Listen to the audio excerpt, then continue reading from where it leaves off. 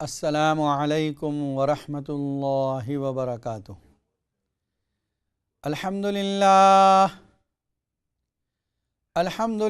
الذی خلق السماوات والارض وجعل الظلمات والنور ثم الذین کفروا بربهم یعدلون هو الذی خلقکم من طین ثم قضى اجلا وَأَجَلٌ مُّسَمًّى عِندَهُ ثُمَّ أَنتُمْ تَمْتَرُونَ وَالصَّلَاةُ وَالسَّلَامُ عَلَى مَنْ بُعِثَ إِلَى كَافَّةِ النَّاسِ بَشِيرًا وَنَذِيرًا وَدَاعِيًا إِلَى اللَّهِ بِإِذْنِهِ وَسِرَاجًا مُنِيرًا أما بعد فأعوذ بالله من الشيطان الرجيم بسم الله الرحمن الرحيم والضحى والليل إذا سجى ما ودعك ربك وما قلى وللآخرة خير لك من الأولى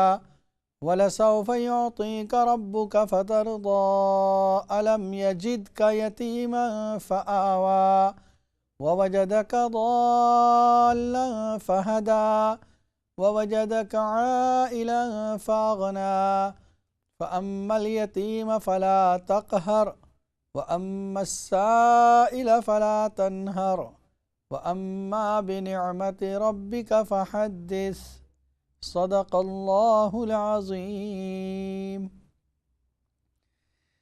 ناظرین کرام، اس وقت آپ دیکھ رہے ہیں اقرا ٹی وی پر لائیو Q&A کا پروگرام۔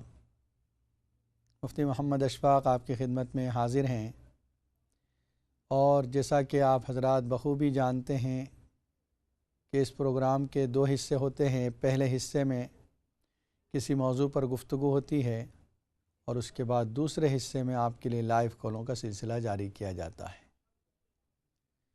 آج جو سورت پڑھی ہے وہ سورہ ضحیٰ ہے۔ یہاں سے جو صورتیں آخر قرآن تک ہیں، اس میں کہیں نہ کہیں کسی نہ کسی انداز میں نبی اکرم صلی اللہ علیہ وسلم کا تذکرہ ہے۔ تو یوں سمجھ لیجئے کہ اللہ تعالیٰ نے قرآن کو شروع فرمایا ذالک الکتاب لا ریب فیہ، قرآن کریم کے ذکر سے قرآن کو شروع فرمایا، اور صاحب قرآن کے ذکر سے، نبی صلی اللہ علیہ وسلم کے ذکر سے ختم کیا جا رہا ہے قرآن کو۔ اس صورت کو اس کے بعد والی جو صورت ہے سورہ الم نشرح، اس کے ساتھ بڑی مناسبت ہے۔ گویا جوڑ اور پیر ہونے کی جو نسبت حاصل ہے وہ اس کے بعد والی سورہ الم نشرح کے ساتھ ہے۔ بلکہ حضرت ابو ہریرہ رضی اللہ تعالیٰ عنہ ان دونوں صورتوں کو ایک ہی رکعت میں پڑھا کرتے تھے۔ مضمون کے اعتبار سے ان دونوں کے اندر بہت زیادہ اتصال ہے، بہت زیادہ تعلق ہے۔ اور اس سے پہلے والی جو صورت کل جس کا تذکرہ ہے سورہ واللیل اذا یغشی، اس کے ساتھ مناسبت یہ ہے کہ وَلَسَوْفَ يَرْضَى، اس صورت کے آخر میں یہ تھا کہ عنقریب راضی ہو جائے گا، اور اس صورت میں وَلَسَوْفَ يُعْطِيكَ رَبُّكَ فَتَرْضَى، آپ کا رب آپ کو اتنا دے گا کہ آپ راضی اور خوش ہو جائیں گے۔ اس سے پہلے والی صورت، اس میں والشمس وضحاها والقمر اذا تلاها، رات اور دن دونوں کی قسمیں کھائی، سورج اور چاند دونوں کی قسمیں کھائی۔ اور اس کے بعد والی سورہ واللیل کے اندر صرف رات اور دن کی قسم کھائی، چاند اور سورج کا ذکر نہیں۔ اور اس صورت میں والضحیٰ، چاشت کے وقت کی قسم کھائی۔ مناسبت اس طریقے سے ہے۔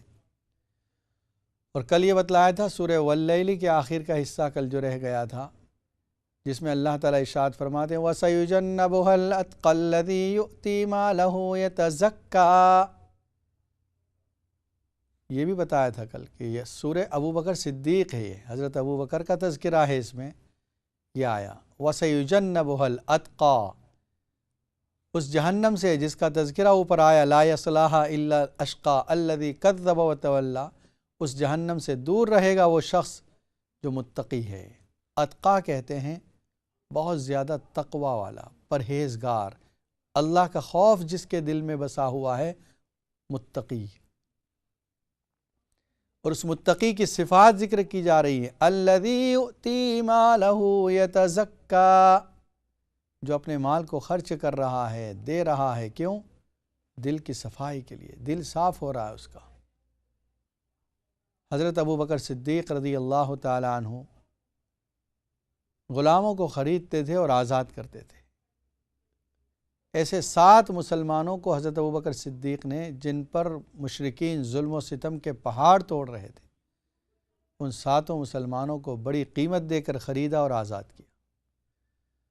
اور ویسے بھی جس غلام کے بارے میں یہ پتہ چلتا کہ اس کا مالک اس پر ظلم کر رہا ہے، اسلام لانے کے بہانے سے، اسلام لانے کی وجہ سے اس کو خرید کر آزاد کر دیتے تھے۔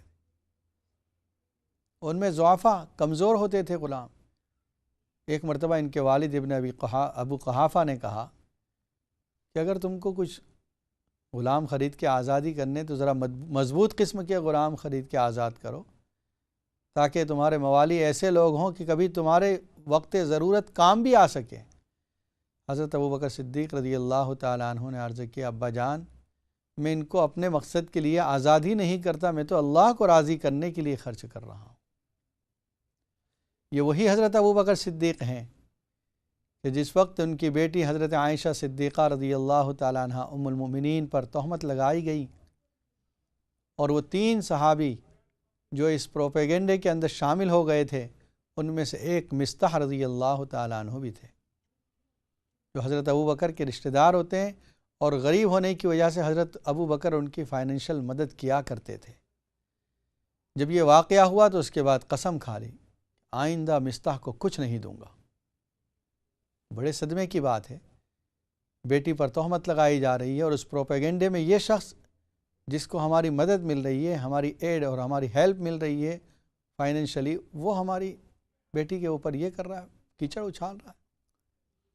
اللہ تعالیٰ کو یہ بات بھی پسند نہ آئی کہ حضرت ابوبکر نے اس طرح قسم کھائی۔ سورہ نور میں اللہ تعالیٰ نے آیت نازل فرمائی، وَلَا يَأْتَلِ أُولُو الْفَضْلِ مِنْكُمْ وَالسَّعَةِ أَنْ يُؤْتُوا أُولِي الْقُرْبَى وَالْمَسَاكِينَ وَالْمُهَاجِرِينَ فِي سَبِيلِ اللَّهِ وَلْيَعْفُوا وَلْيَصْفَحُوا أَلَا تُحِبُّونَ أَنْ يَغْفِرَ اللَّهُ لَكُمْ۔ قسم نہ کھائیں وہ لوگ جن کو اللہ نے اپنے فضل سے مال و دولت دیا ہے، اس بات سے کہ وہ مدد نہ کریں مسکینوں کی، مہاجروں کی، اللہ کے راستے میں خرچ نہ کریں۔ ان کو چاہیے کہ درگزر کر دیں، معاف کر دیں۔ کیا تم یہ پسند نہیں کرتے کہ اللہ تم کو معاف کر دے؟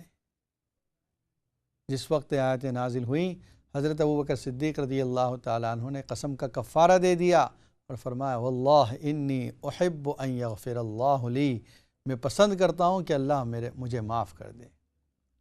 اور پھر جیسی پہلے مدد کیا کرتے تھے جاری فرما دی۔ حضرت ابوبکر صدیق رضی اللہ تعالیٰ عنہ کا تذکرہ۔ اوپر کی صورت اگر شروع صورت میں دیکھتے ہیں، وَكَذَّبَ وَصَدَّقَ بِالْحُسْنَى، 3 صفات وہاں ذکر کی تھی، فَأَمَّا مَنْ أَعْطَى وَاتَّقَى وَصَدَّقَ بِالْحُسْنَى، یہاں پر پھر وہ صفات ذکر کی جا رہی ہیں۔ الذی یؤتی مالہ یتزکا، الاتقا، متقی بھی ہے اور دے بھی رہا ہے اللہ کے دیے ہوئے مال کو، اس کو جہنم سے بچایا جائے گا۔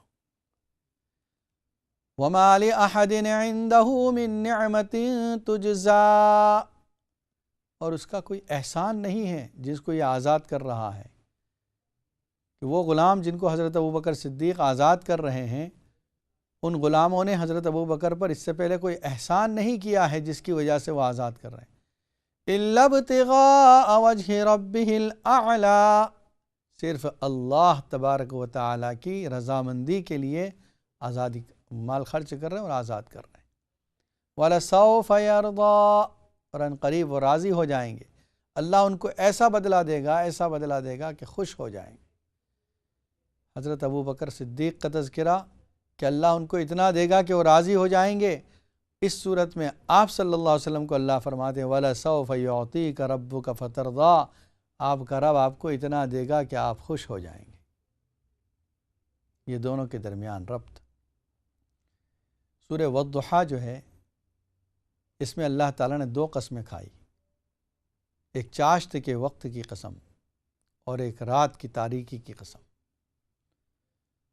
اس سے پہلے کی صورتوں میں دن اور رات کی قسم کھائی گئی، چاشت کے وقت کا ذکر نہیں۔ والشمس وضحاها، سورج اور اس کی چمک کی قسم، اور یہاں چاشت کا وقت جب سورج نکلتا ہے اور وہ تمام علاقے کو منور کر دیتا ہے، روشن کر دیتا ہے۔ وہ لوگ جو کسی وجہ سے بیمار ہیں، اضمحلال کا شکار ہیں، ڈپریشن کا شکار ہیں، ان کے لیے یہ صورت بہت بہترین ترتیب کے ساتھ اللہ تعالیٰ نے نازل فرمائی۔ غم نہ کرو، یہ صبح کا روشن ہونے والا سورج، یہ صبح کا وقت، یہ دلالت کر رہا ہے کہ تمہاری بیماری بھی ختم ہو جائے گی، صبح روشن آ جائے گی۔ اس لیے کہ آدمی جب اپسیٹ ہوتا ہے، غمگین ہوتا ہے، تو وہ یہ کرتا ہے کہ بس گھر میں پڑا رہتا ہے، گھر سے باہر نکلنے کو جی نہیں چاہتا۔ حالانکہ روزانہ کی صبح یہ اعلان کر رہی ہے کہ ہر غم کے بعد اس غم کی تکلیف ختم ہونے والی ہے، بیماری سے شفا ملنے والی ہے۔ والضحیٰ، قسم کھائی جا رہی ہے چاشت کے وقت کی۔ واللیل اذا سجا، اور رات کی قسم جب کہ وہ چھا جائے۔ ما ودعک ربک وما قلا، نہ آپ کے رب نے آپ کو چھوڑا اور نہ آپ سے ناراض ہوا۔ حضرت جندب رضی اللہ تعالیٰ عنہ فرماتے ہیں، ایک مرتبہ نبی صلی اللہ علیہ وسلم کی انگلی زخمی ہو گئی۔ آپ نے اس موقع پر یہ فرمایا، ان انت الا اصبع دمیت وفی سبیل اللہ ما لقیت، تو کیا ہے، ایک انگلی ہے جس میں زخم ہو گیا، خون نکل رہا ہے، اور جو کچھ تکلیف پہنچی اللہ کے راستے میں پہنچی ہے۔ اسی روایت میں حضرت جندب فرماتے ہیں کہ نبی اکرم صلی اللہ علیہ وسلم پر کچھ عرصہ وحی کی کیفیت بند ہو گئی، وحی آنا بند ہو گئی، اور یہ تقریباً 6 مہینے کا عرصہ رہا جس میں وحی کی کیفیت، وحی آنا بند ہوئی۔ مشرکین نے یہ طعنہ دینا شروع کر دیا کہ دیکھو رب نے ان کو چھوڑ دیا، اب کوئی تعلق نہیں، کوئی وحی نہیں۔ اللہ تعالیٰ نے اس کے بعد یہ صورت نازل فرمائی، ما ودعک ربک وما قلا، آپ کے رب نے آپ کو چھوڑا نہیں ہے اور نہ وہ آپ سے ناراض ہوا، بیزار ہوا، کچھ نہیں۔ بیمار ہونے والوں کو بھی اللہ تعالیٰ کی طرف سے یہی سبق دیا جا رہا ہے۔ اکثر وہ لوگ جو اس طرح کی بیماری کا شکار ہیں، وہ سوچتے ہیں رب مجھ سے ناراض ہے، اتنی دعائیں مانگ رہا ہوں، کوئی دعا قبول نہیں ہوتی، رب نے مجھے چھوڑ دیا ہے، میرا کوئی خیال نہیں کر رہا ہے اللہ تعالیٰ۔ اللہ فرماتے ہیں، ما ودعک ربک وما قلا، تیرے رب نے تجھے چھوڑا نہیں ہے اور نہ تجھ سے ناراض ہوا ہے۔ وَلَلْآخِرَةُ خَيْرٌ لَكَ مِنَ الْأُولَى، البتہ آخرت تیرے لیے بہتر ہے پچھلی دنیا سے۔ آنے والی جو چیز ہے وہ آخرت، اور اولا جو پہلی حالت ہے، اس کو دنیا بھی کہہ سکتے ہیں، تو اس کے مقابلے میں پھر آخرت، کہ آخرت آپ کے لیے اجر و ثواب کی وجہ سے بہتر ہے۔ دنیا میں اگرچہ آپ کو صدمے پہنچ رہے ہیں، تکلیفیں پہنچ رہی ہیں، لیکن آخرت میں آپ کے لیے اللہ نے بڑا اجر و ثواب تیار کر کے رکھا ہے۔ اور اگر اس کا دوسرا ترجمہ کریں، بعد والی حالت جو ہونے والی حالت ہے، یہ بہتر ہوگی اس پچھلی حالت سے جو گزر چکی، یعنی آپ کا ہر آنے والا دن یہ غموں کے ختم کرنے کا سبب بنے گا، تکلیفوں کے ختم ہونے کا سبب بنے گا۔ پچھلے حالات اور پچھلی مصیبتیں جو تھیں وہ سب ختم ہونے والی ہیں۔ تو اس بیمار سے جو پریشان ہیں، اللہ تعالیٰ فرما رہے ہیں کہ جو پچھلی حالت، پچھلے زمانے میں بیماری تجھے رہی، آگے کی حالت تجھے اس سے بہتر ملنے والی ہے۔ وَلَسَوْفَ يُعْطِيكَ رَبُّكَ فَتَرْضَىٰ، اور تیرا رب تجھے دے گا کہ تو خوش ہو جائے گا۔ نبی اکرم صلی اللہ علیہ وسلم کو اللہ تعالیٰ فرماتے اتنا دیں گے آپ کو کہ آپ خوش ہو جائیں گے۔ جس وقت یہ آیت نازل ہوئی، آپ نے فرمایا اذن لا ارضا، میں اس وقت تک خوش نہیں ہوں گا جب تک میرا ایک امتی بھی جہنم میں رہے، یعنی ہر کلمہ پڑھنے والے شخص کو میں جنت میں پہنچاؤں گا، اس کے بعد میں راضی ہوں گا۔ ایک روایت میں ہے کہ نبی اکرم صلی اللہ علیہ وسلم نے قرآن مجید میں سے یہ آیت پڑھی جو حضرت ابراہیم علیہ السلام نے کہی، فمن تبعنی فإنہ منی ومن عصانی فإنک غفور رحیم، جو میری اتباع کرے وہ مجھ میں سے ہے، میری امت میں سے ہے، اور جو میری نافرمانی کرے اے اللہ تو مغفرت کرنے والا اور رحم کرنے والا ہے۔ اس کے بعد حضرت عیسیٰ علیہ السلام نے جو کہا وہ آیت پڑھی، ان تعذبہم فإنہم عبادک وَإِن تَغْفِرْ لَهُمْ فَإِنَّكَ أَنْتَ الْعَزِيزُ الْحَكِيمُ، سورہ مائدہ کے آخری رکوع میں، کہ اگر آپ ان کو عذاب دیں اے اللہ تو وہ تیرے بندے ہیں، تو ان کا مالک ہے، تجھے ان پر اختیار ہے، تو عذاب دینا چاہے دے سکتا ہے۔ وَإِن تَغْفِرْ لَهُمْ، لیکن اگر آپ معاف کر دیں تو آپ زبردست ہیں، حکمت والے ہیں۔ پھر رونے لگے نبی صلی اللہ علیہ وسلم، یہ دو آیتیں پڑھی، ایک میں حضرت ابراہیم علیہ السلام کی دعا، ایک میں حضرت عیسیٰ علیہ السلام کی دعا، اور پھر نبی صلی اللہ علیہ وسلم رونے لگے۔ جبرائیل علیہ السلام آئے اور کہا، رب نے پوچھا کیوں رو رہے ہو؟ حالانکہ اللہ کو پتہ ہے۔ آپ نے فرمایا مجھے میری امت کی فکر ہے، کیا ہوگا، میری امت کا کیا ہوگا؟ اللہ تعالیٰ کی طرف سے حضرت جبرائیل نے جواب دیا کہ اللہ تعالیٰ آپ کو آپ کی امت کے بارے میں خوش کر دے گا، راضی کر دے گا۔ تو آپ نے اس وقت فرمایا کہ میں اس وقت تک راضی نہیں ہوں گا جب تک کہ میری امت کا ایک بھی فرد جہنم میں باقی رہے۔ حدیث میں آتا ہے قیامت کے دن حق تعالی شانہ سفارش کرنے والوں کو سفارش کا اختیار دیں گے کہ تمہیں سفارش کا حق ہے۔ شہیدوں کو دیا جائے گا، صالحین کو، اولیاء کو، حافظین جو قرآن کے حافظ ہیں ان کو، انبیاء کرام کو، پھر نبی اکرم صلی اللہ علیہ وسلم کو، اتنا ہزاروں، لاکھوں، کروڑوں کی تعداد میں نکلیں گے۔ اس کے بعد حق تعالی فرمائیں گے سب نے اپنے اعتبار سے جہنم سے نکال لیا، جن کو وہ لوگ جانتے تھے، جن کے ایمان کے بارے میں ان کو پتہ تھا۔ اللہ تعالیٰ ان لوگوں کو جہنم سے نکالیں گے جن کے دل میں رائی کے دانے کے برابر، ذرے کے برابر بھی ایمان ہوگا، نکالا جائے گا اس کو۔ جس کے ایمان کی اطلاع ہم لوگوں کو نہیں، ساتھ میں رہنے والوں کو نہیں، پڑوسیوں کو نہیں، ان ایمان والوں کو بھی اللہ تعالیٰ نکالیں گے جہنم سے۔ پھر جہنم میں کون باقی رہے گا؟ وہ لوگ جو کفر کی حالت میں مرے، شرک کی حالت میں مرے، توبہ نہیں کی، ایسے لوگ جہنم میں پھر ہمیشہ کے لیے ہوں گے۔ حالانکہ اس بارے میں کچھ لوگوں کی ایک انفرادی رائے یہ رہی کہ اللہ تعالیٰ تو رؤوف ہے، غفور ہے، رحیم ہے، تو گویا انسانوں کو ہمیشہ کے لیے جہنم میں نہیں رکھا جائے گا، کوئی نہ کوئی ایک دن ایسا آئے گا سب کو جنت میں ڈال دیں گے۔ لیکن یہ اللہ کے عدل کے خلاف ہے کہ وہ اللہ جس نے دنیا کے اندر ان سب کو ایک ساتھ رکھا ہے، آخرت میں الگ کیا جائے گا۔ وَامْتَازُوا الْيَوْمَ أَيُّهَا الْمُجْرِمُونَ، اور اللہ تعالیٰ نے فرمایا كُلَّمَا أَرَادُوا أَن يَخْرُجُوا مِنْهَا أُعِيدُوا فِيهَا، اگر وہ جہنم سے نکلنا بھی چاہیں گے نہیں نکل سکیں گے، دوبارہ ان کو ڈال دیا جائے گا۔ وَمَا هُمْ بِخَارِجِينَ مِنَ النَّارِ، اور یہ جہنم سے نکلنے والے نہیں ہیں۔ خالدین فیہا ابدا، یہ اس میں ہمیشہ رہنے والے ہیں۔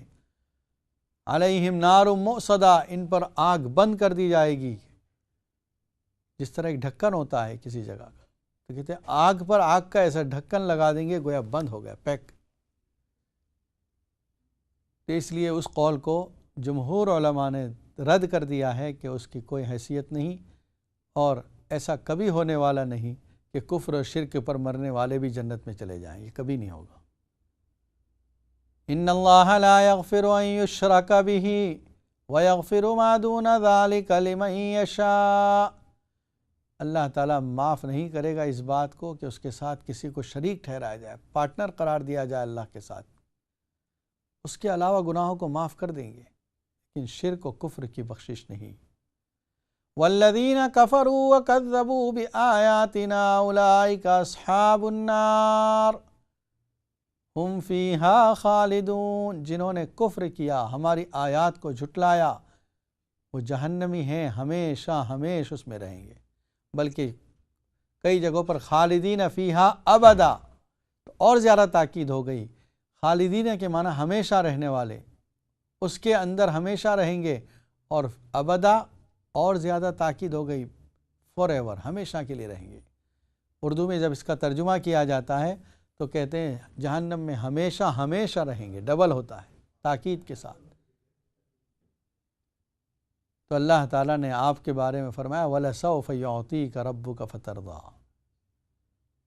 دیکھیے اللہ کی ذات کے بارے میں انسان صفات بیان کرتا ہے، تعریفیں کرتا ہے، اگر کچھ کمی زیادتی ہو گئی اللہ معاف کر دے گا، لیکن رسول اکرم صلی اللہ علیہ وسلم کی ذات کے بارے میں بہت زیادہ احتیاط کی ضرورت ہے، بیلنس، نہ آپ کے مرتبے کو اتنا بڑھایا جائے کہ آپ کو خدا قرار دیا جائے، اور نہ آپ کے مرتبے کو گھٹایا جائے کہ نبوت سے نیچے یا آپ کی شان کے نامناسب کوئی بات آ جائے۔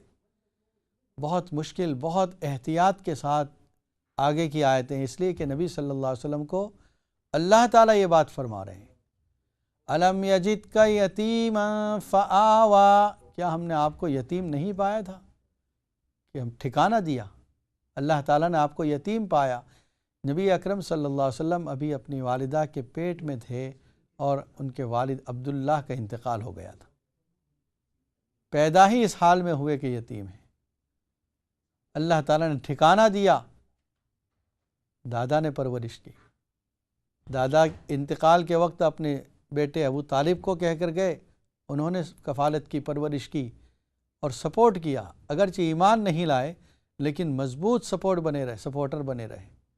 جب تک ابو طالب زندہ تھے مکہ والوں میں مشرکین کی مجال نہیں تھی کہ آپ کو تکلیف پہنچا سکے، اور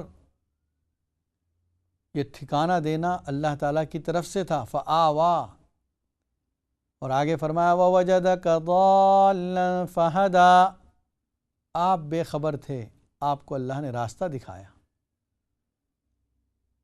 25ویں پارے میں آئے تھے مَا كُنْتَ تَدْرِي مَا الْكِتَابُ وَلَا الْإِيمَانُ وَلَكِنْ جَعَلْنَاهُ نُورًا نَهْدِي بِهِ مَن نَّشَاءُ مِنْ عِبَادِنَا، آپ نہیں جانتے تھے ایمان کیا ہے، کتاب کیا ہے، ہم نے آپ کو ہدایت عطا فرمائی، نور عطا فرمایا آپ کو، نور ہدایت۔ یہ اللہ تعالیٰ کی طرف سے کہے جانے والے الفاظ ہیں۔ وَوَجَدَكَ ضَالًّا فَهَدَىٰ وَوَجَدَكَ عَائِلًا فَأَغْنَىٰ، ہم نے آپ کو نادار پایا، مال نہیں تھا آپ کے پاس، فَأَغْنَىٰ، اللہ نے بے نیاز کر دیا، آپ کو مالدار کر دیا۔ کس طریقے سے؟ حضرت خدیجہ رضی اللہ تعالی عنہ نے اپنے مال کو آپ کے ساتھ مزاربت لگایا اور بھیجا، تجارت کے لیے بھیجا، آپ نے بڑا نفع اٹھایا، آپ کو اس سے فائدہ ہوا، اور پھر اس کے بعد جب آپ کا حضرت خدیجہ سے عقد ہو گیا، نکاح ہو گیا، تو پھر حضرت خدیجہ نے اپنا پورا مال آپ کے لیے وقف کیا، جو آپ خرچ کرنا چاہیں کریں، یہ مالدار کر دیا اللہ نے آپ کو۔ فَأَمَّا الْيَتِيمَ فَلَا تَقْهَرْ، 3 نعمتیں ذکر کی گئی اوپر، الم یجدک یتیما فآوا ووجدک ضالا فہدیٰ ووجدک عائلا فاغنیٰ۔ آگے اللہ تعالیٰ 3 حکم دے رہے ہیں جو ان تینوں کے ساتھ مناسبت رکھتے ہیں۔ فَأَمَّا الْيَتِيمَ فَلَا تَقْهَرْ، بہرحال یتیم کے ساتھ آپ سختی نہ کیجیے۔ حدیث میں آتا ہے شر بیت خیر بیت، سب سے بہتر گھر بستی میں وہ ہے جس میں کسی یتیم کے ساتھ اچھا سلوک کیا جائے، اور شر بیت، سب سے برا گھر وہ ہے جس میں کسی یتیم کے ساتھ بدسلوکی کی جائے۔ تو یتیم کے ساتھ حسن سلوک کی تاکید کی، آپ نے فرمایا انا وکافل الیتیم کہاتین، یہ 2 انگلیاں جس طرح ملی ہوئی ہے، میں اور یتیم کی کفالت کرنے والا قیامت کے دن اس طریقے سے ساتھ ساتھ ہوں گے۔ ناظرین کرام، اس وقت آپ دیکھ رہے ہیں اقرا ٹی وی پر لائیو Q&A کا پروگرام، اور بریک کا وقت ہوا چاہتا ہے۔ بریک کے بعد آپ کے لیے لائیو کالوں کا سلسلہ جاری کیا جائے گا، جس میں آپ اسٹوڈیو کے نمبر پر فون کر کے آپ کے ذہن میں اگر کوئی سوال ہے تو وہ معلوم کر سکتے ہیں، انشاءاللہ قرآن و سنت کی روشنی میں اس کے جوابات دیے جائیں گے۔ السلام علیکم ورحمۃ اللہ وبرکاتہ۔